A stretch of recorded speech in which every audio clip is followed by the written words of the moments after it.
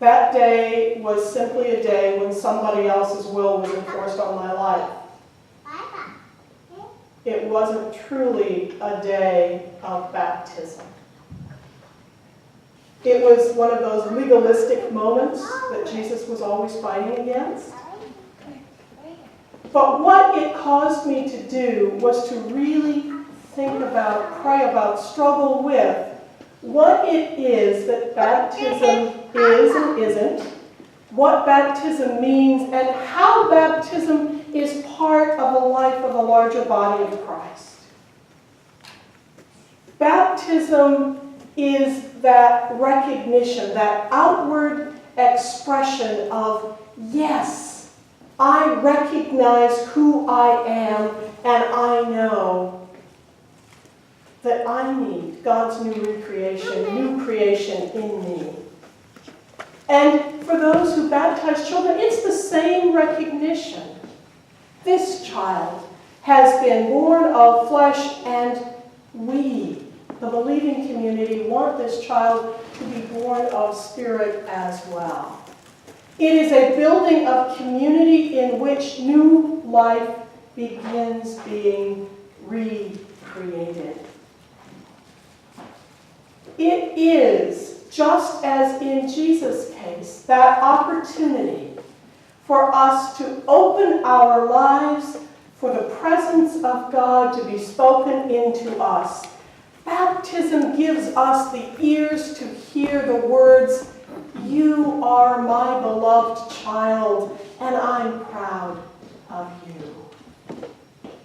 Baptism is that opportunity we have to connect with the larger body of Christ that is found in all the parts of this world, in churches that practice their ways of doing worship in ways we might not recognize. But that baptism, that goes across all of the different ways we have of believing. Baptism is done in any number of ways, shapes, and forms. But to be baptized with water is an act of faith that gives the individual within community of faith the opportunity to be born anew of spirit.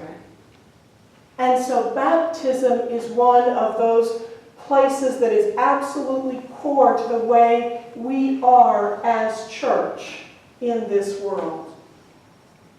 And the other place that happens, of course, is at the communion table. And if you think about what you know of church history, or maybe it's just the history of churches in the community you live in, but you think about those churches and you realize that it's about those issues of baptism and communion that churches have most often been divided. The pieces that we have been given as gifts from God that should bring unity in the body of Christ are the places that most often it brings division. When I baptize someone not into whatever church I'm serving at the moment, though that is the church that is then given the responsibility of helping nurture that person in their faith. But when I, as an ordained clergy person, baptizes someone, they are baptized into the body of Christ universal.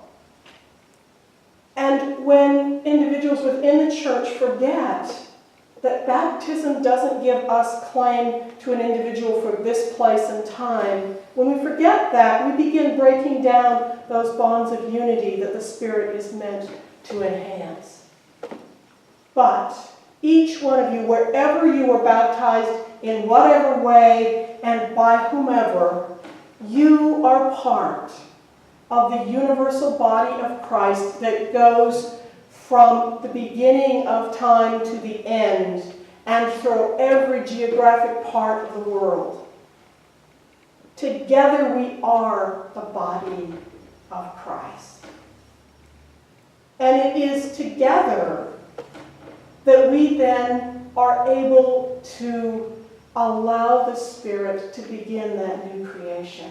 And yes, each one of us has that beginnings with baptism for that. And as we grow and as we are faithful to seek after God, that grows. But it also grows within communities. And as the gifts come to us, the gifts that Aaron has, and the gifts that Dee Dee has, and the gifts that Tanya has, and the gifts that Dave have, those gifts are given not for the individual's use, although it certainly is used through them, but it is given for the body of believers, so that together we might find ways of using those gifts and graces in new ways, for encouraging and building one another up, and for stepping outside the door and being church in the way Jesus was. If we never get outside the walls, we've not been church. We might be worshiping Christians, but we're not church. Church is the body of Christ that is the hands, feet, and heart that touches a hurting world and makes a difference in that world. One of the really touching parts of yesterday's Martin Luther King celebration was the recording of Mahalia Jackson singing "Touch Just One." The prayer is that each one of our lives matters. It has meaning, not because of who we are, but because we've made a difference in at least one life. Just one person who is touched in a meaningful, positive way by us gives not only that life meaning, it gives our life meaning. So we gather together as a body of believers, and we go out the doors as church when we actually do what Christ showed us to do. And that's why this baptism is important. Jesus didn't need to be in that line to be baptized, but he was there, showing us how we are to live. And we are to be in the midst of the people who aren't perfect, who don't have it all together, who don't have a big enough bank account to come and make sure that our offering tray gets overflowing. That's not the criteria for who it is that we are to partner with, to walk beside, to be a part of. It's the people who knew they're a mess. Those who Jesus was standing among. And so Jesus shows us where we're supposed to be and how we're supposed to be. And he starts with this baptism, the first act of his earthly ministry. And he's standing with the folks that don't belong. He's standing with the folks that all the people that do belong call dirty. He's standing with those who need to be recreated. I don't know about you, but I'm glad I'm in that line with him, because that's where a difference is made. So, today, may each one of us take a moment to remember what our baptism was, or how we remember it, or if we don't remember our baptism, how that baptism got confirmed in our lives. Take a moment to remember that, because what we're going to do is have an opportunity to reaffirm that baptism if you choose to do so. I'm not going to ask everyone to come if they choose not to, but we do have water in the baptismal font this morning, and there's a short liturgy in your bulletins on blue paper. And there are some places where it asks for a response, but it asks for a response silently, you don't have to say anything. And then at the end I will invite those who choose to come forward and put a finger or a hand in the water and touch your forehead.